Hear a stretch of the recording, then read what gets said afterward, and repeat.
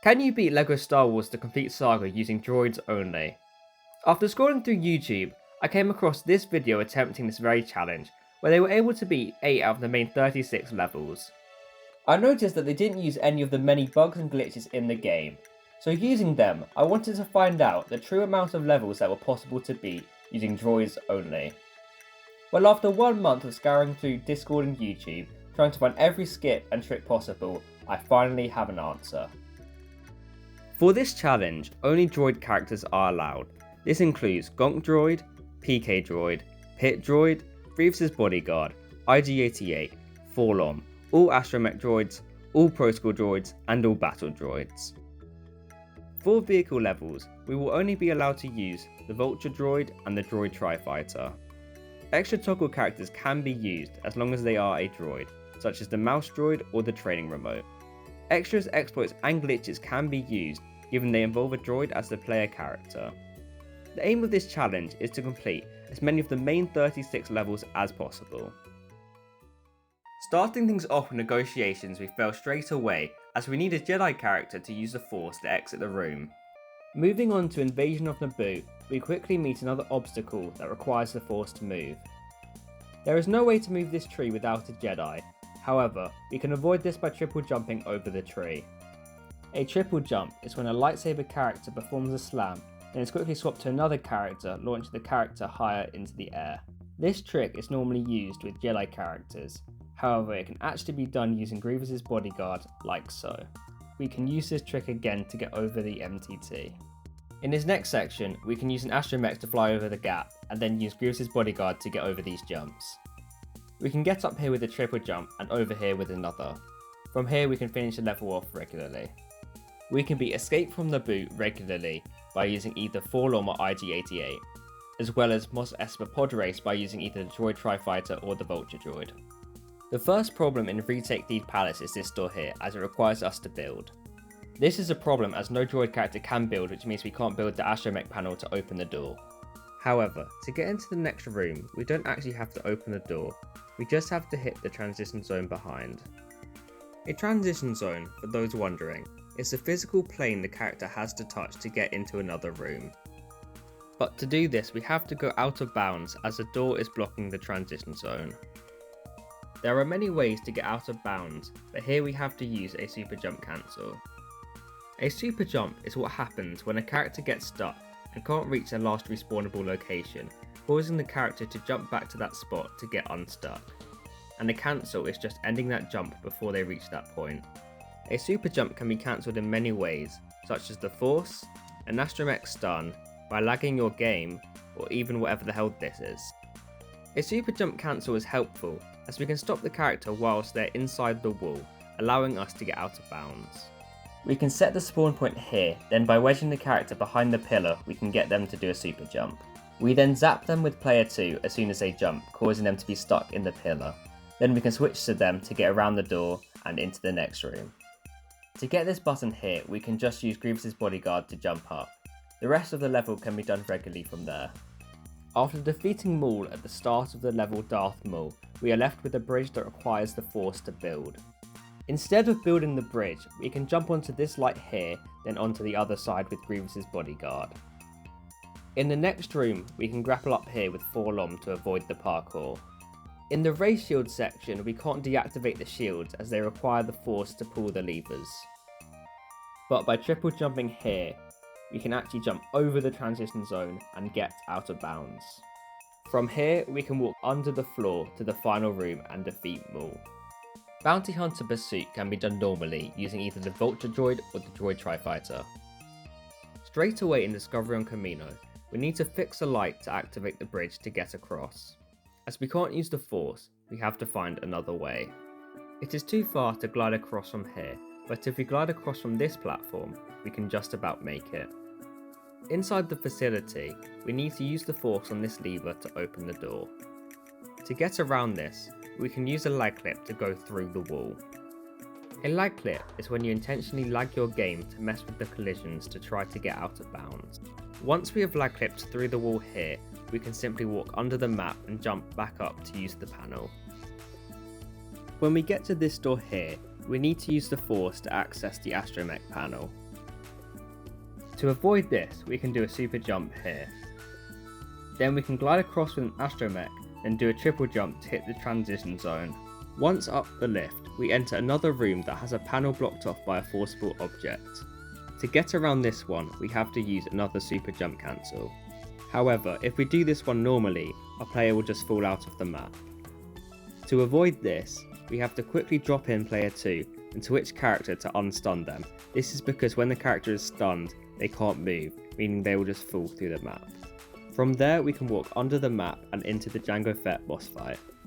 We can't beat Droid Factory or Jedi Battle, as both levels require the Force.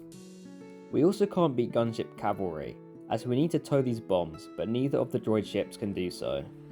In Count Dooku, we need to pull these levers with the Force to open the door to the final room. To avoid this, we can shoot Dooku until he reaches this point here. Then we can race him to the final room before the door closes.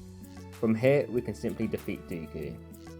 We can beat battle over Coruscant normally, using either the Vulture droid or the droid Tri-Fighter. We can't beat Chancellor in Peril, as we need to use the Force. In General Grievous, we can fight him normally until he reaches 3 lives, where we need to use the Force on this explosive barrel.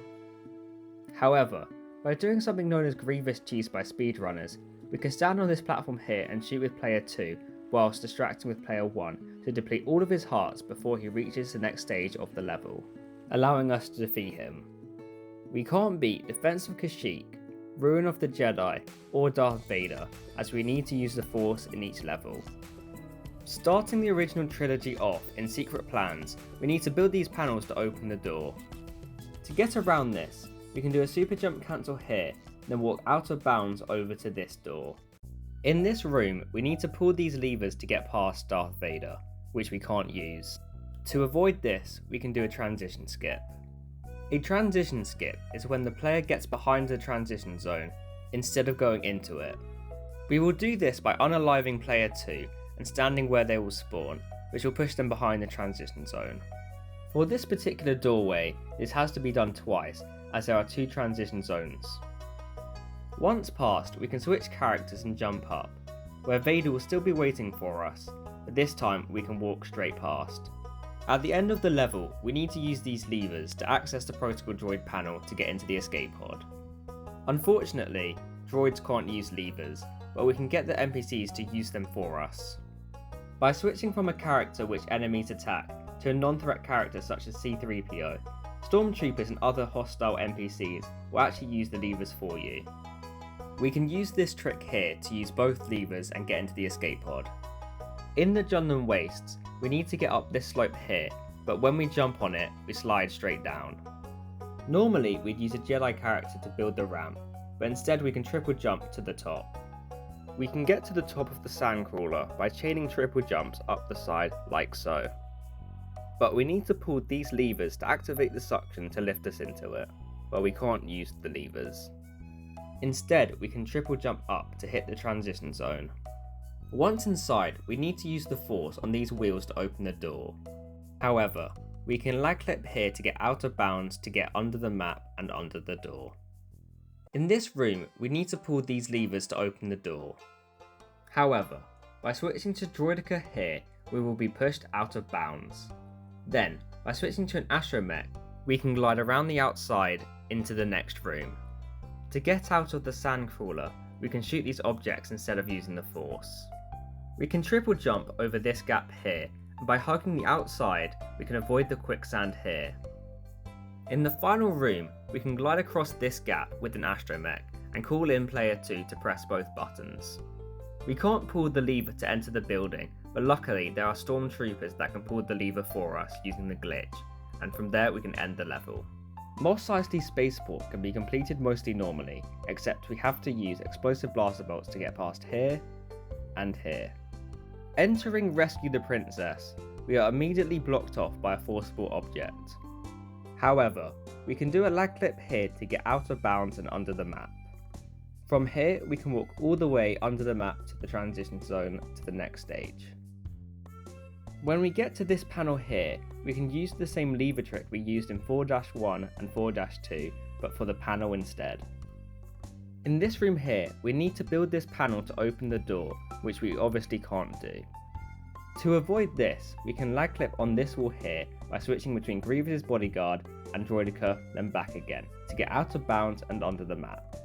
In the final room, we can wedge the character in here, then switch to Droidica, which will push us through the wall and out of bounds. From here, we can switch characters and walk to Leia's cell, where we can drop in player 2 to press both buttons to end the level. For Death Star escape, we get stuck at the start as we need to build the platform here. We can beat Rebel attack normally, as it is a vehicle level. We can't beat Hoth battle, as like Gunship Cavalry, we need to use tow cables. Straight away in Escape from Echo Base, we need to build this bomb to get out of the starting room. However, by doing a super jump cancel in this room to get out of bounds, we can walk all the way around the whole room until we're in this hallway here, where we can walk under the map until we reach this room here. In this room here, we need to build the protocol panel to get through. Normally we can use this vehicle to clip our player out of bounds, but we can't build the vehicle to begin with. Instead, we can use another super jump cancel to get out of bounds, then we can walk around the edge of the room until we reach this point here, where we can switch to an astromech to glide around the doorway. In the final room, we need to fix the Falcon by building parts to open the door, which we can't do. However, by using these snowtroopers to pull these levers, we can push our player out of bounds by pushing this object into them like so. From there we can walk till we are directly under the Falcon and jump up to hit the transition zone from the inside. We can beat Falcon flight normally, as it is another vehicle level. We can't beat Dagobah, as we need to build this panel to access the X-Wing. Starting things off in Cloud City Trap, we need to build this astromech panel to open the door. However, we can use the super jump to hit the transition zone without having to open the door. This can be done by flying here with an astromech, and then dropping out and then dropping back in again. We need to use an Imperial panel here to get past this room. We can't use this dispenser to get a Stormtrooper helmet, and we can't use the crane to lift the Stormtrooper to the other side, as it requires us to build. However, we can leave one player next to the door, then use the other to beat Vader. Then when Vader opens the door, we can go in with him. We can get over this gap with a triple jump up here, and glide across with an astromech. In DV2, we can triple jump to access the panel up here. In DV3, we can glide across with an astromech, then switch character, which will trigger the end of the boss fight. From here we can simply beat the level with Grievous' bodyguard. At the start of Betrayal over Bespin, we need to pull this lever here to activate the stairs, but by triple jumping, we can get to the next section. To access the lift here, we can use the character swap trick to use the panel to get to the next room, as we can't use the dispenser. This gap here we can jump over using Grievous' bodyguard. To activate the bridge to the Falcon, we can lure 2 Stormtroopers to use each lever, and from there we can simply fight off the remaining Stormtroopers and enter the Falcon to end the level. We can't beat Jabba's palace as we can't pull these levers to kill the Rancor. In the Great Pit of Carkoon, after beating Boba Fett, we can glide over to this section on the right. Here we can get one of the skiff guards to pull the lever for us to activate a platform so we can glide across to the entrance of the sail barge. But we need to use the Force to open the door.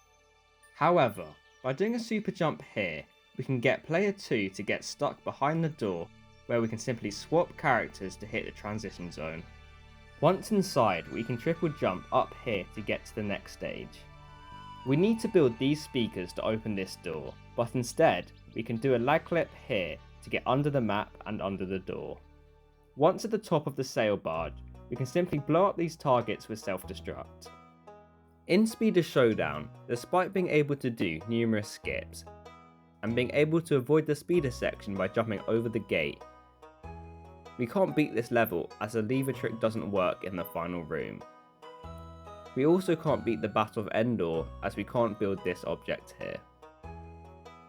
In Jedi Destiny, we can lure the Emperor to the corner here like so, and push him off to end the level canonically. The final level into the Death Star is fortunately a vehicle mission, which means we can beat it no problem. This means we end the challenge with a total of 22 out of 36 levels completed. Breaking them down by episode, we beat 5 levels in episode 1, 3 in episode 2, 2 in episode 3, 5 in episode 4, 4 in episode 5, and 3 in episode 6, 10 in the prequels, and 12 in the original trilogy. For the remaining 14 levels, the main reason for not being able to beat them was the Force, with 7 levels requiring the Force to beat. In fact, all of these 7 levels were in the prequels. For the other 7 levels, 2 require tow cables, 2 require a lever, and 3 require building. Out of all of these levels, I believe only one level is even potentially possible, which is negotiations, as it may be possible to leave the start room. If you've enjoyed the video, please make sure to like and subscribe to see more challenge videos like this. Anyways, thanks for watching.